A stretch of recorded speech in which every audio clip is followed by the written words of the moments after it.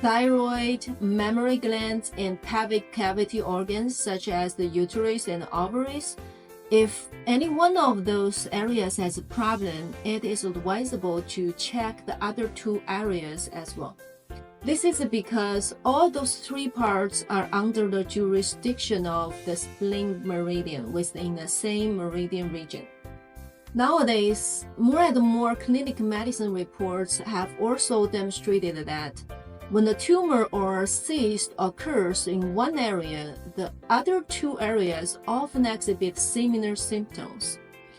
When I teach people how to identify their personal wellness codes, we often do not view individual issues in isolation, but rather seek possible connections. For example, the body's meridians form an invisible code, and when we identify their connections, we can also identify the root causes of problems and potential issues that may arise. So, how can we optimize our spleen meridians and prevent problems in those three areas? Today, I will share some massage techniques and dietary methods for our spleen health. Personally, if you say it's too busy, I have no time for anything else, there is one simple activity you can surely do, which is rubbing or clapping your hands. Many times throughout the day, you can rub and clapping your hands together to generate warmth to effectively stimulate blood circulation. That is because our palms are the reflective zone of our heart and lung functions. So in this way, it can boost our cardiovascular function and optimize our lung functions. Number 2 is thyroid massage. After rubbing or clapping your hands, you can use your warm hands to massage your thyroid glands. Now, I will show you how to do it. Just follow me.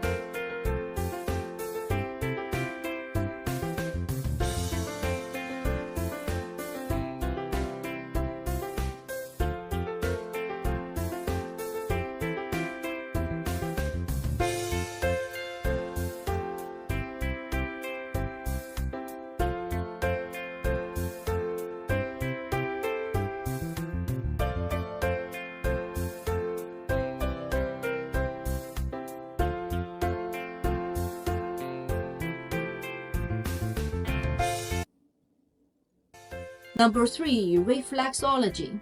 There are 3 key acupressure points related to thyroid: 内关、三阴交, and 太冲. Pressing those points regularly not only promotes thyroid health but also can enhances skin radiance.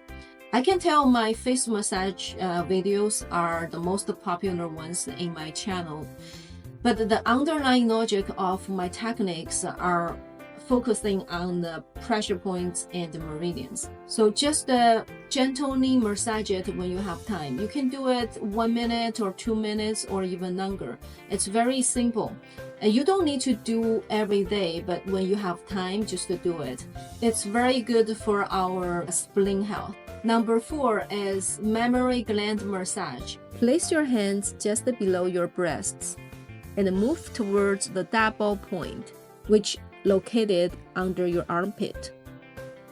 If there are any issues with the mammary glands, this acupoint may reflect the soreness or pain. Number 5 is groin muscle massage. Continuing downward, use your hands to massage the groin area. This applies to men as well because this area responds to the prostate gland. You can massage or just tap it.